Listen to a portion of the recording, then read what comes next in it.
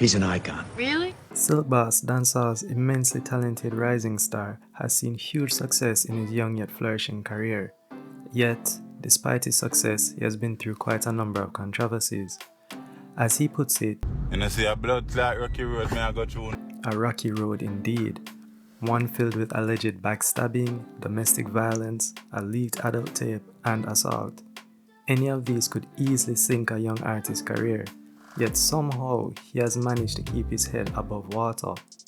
For now. The question is, despite these setbacks, can Silk Boss become a dancehall icon? Let's explore.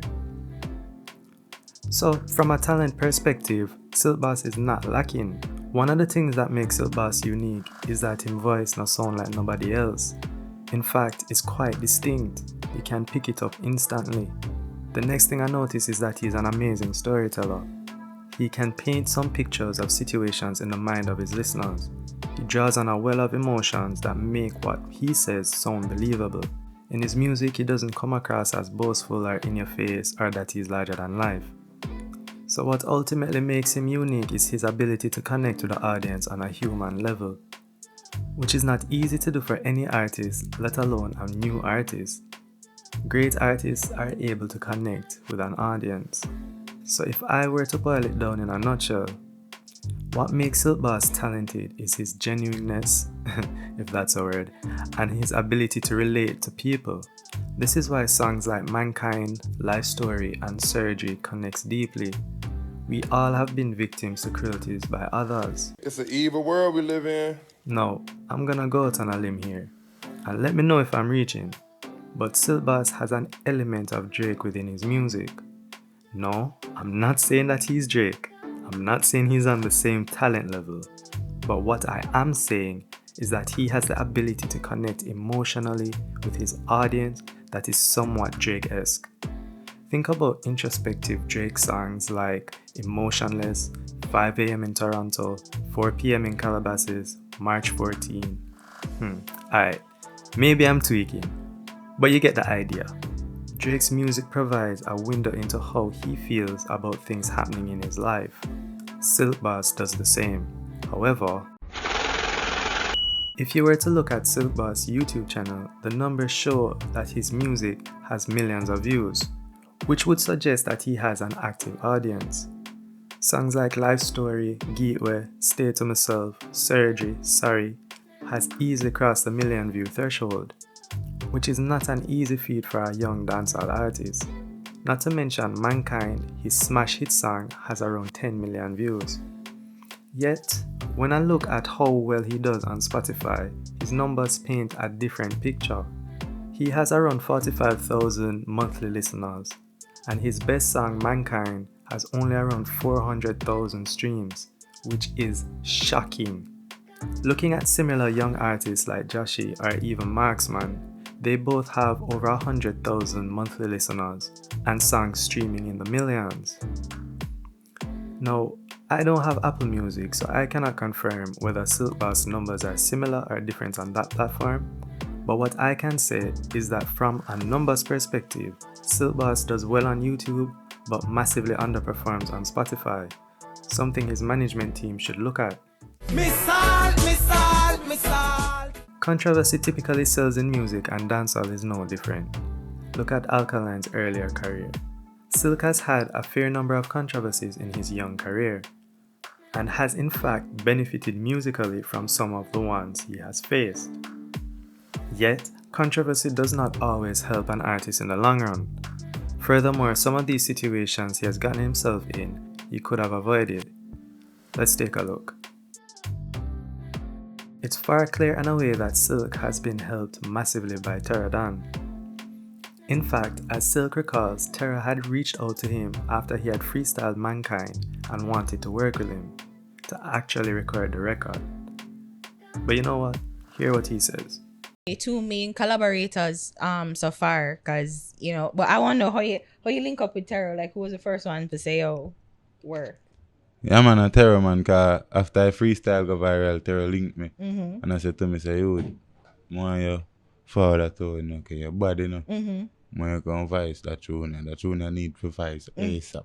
Bear in mind, Mankind is Silk's most listened to song. It seems as if things were good and they followed it up with Life Story, a song which has over 6 million views on YouTube. However, tension seems to have been created once Bree, Silk Boss' girlfriend, came into the picture. It seems as if there was friction between her and Terrell, which ultimately led to Silk choosing Bree over Terrell. I won't go into too much detail as you can find each person's side of the story on The Fix and on Terradan's own YouTube channel. However, what I gathered is that Terradan may have felt that Silk was listening more to Bree than him when it came to music related matters. One of the flashpoints was Silk Boss missing a flight because of Bree, despite being closer to the airport than Terrell, which would signal a level of unprofessional behavior from the artist.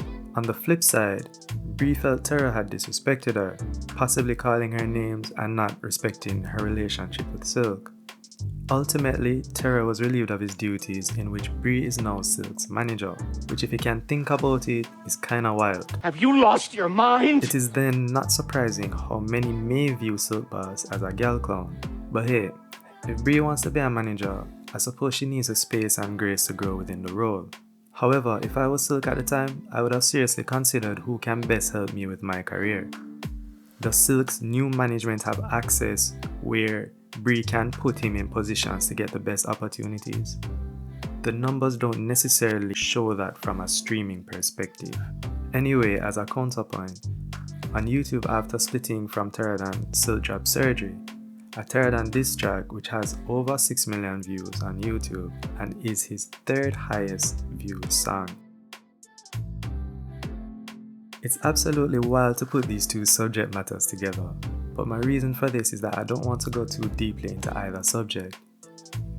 As you may or may not be aware, there was an audio floating around the internet in which it sounds as if Silk Boss is assaulting Bree.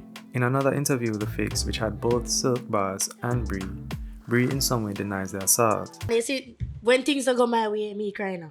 That's what me stay, you know. So if I say more go to this, so and me can't go to this, so me start cry because of the way me grow. You see, if me tell my father say more and this or this me get, or more and that or Our that father me get. spoiler. You get me? I say, so we have a disagreement and through him hold on for my hand, you realize in the video I say let go off from my hand, let go off from my hand.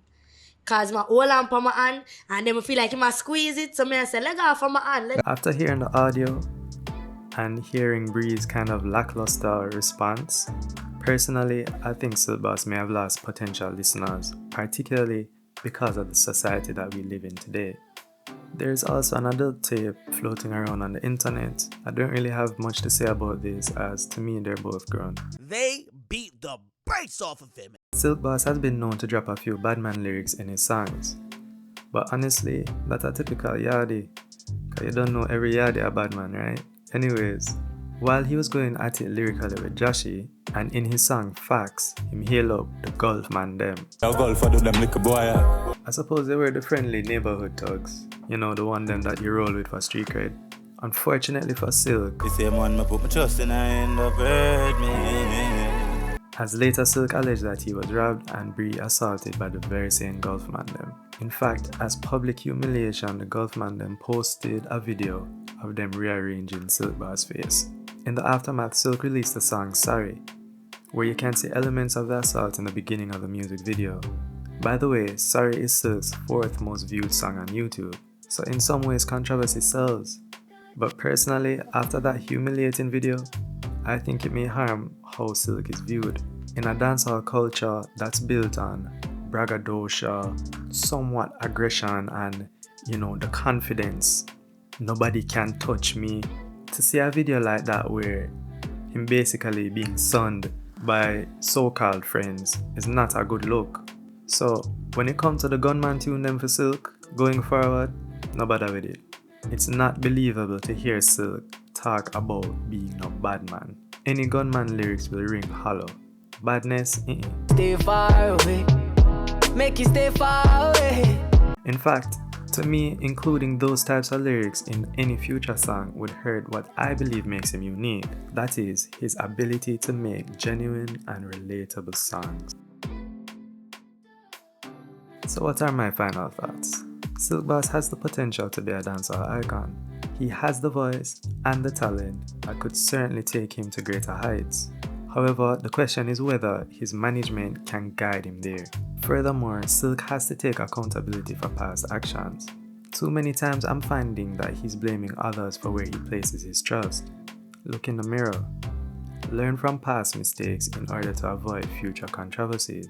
Don't put yourself in harm's way. Move smarter. Also, learn about the business aspect of the music industry so you won't get taken advantage of going forward, if that's how you felt. And ultimately, focus on becoming a better artist. Allow me to tell? Pedro, cut that loud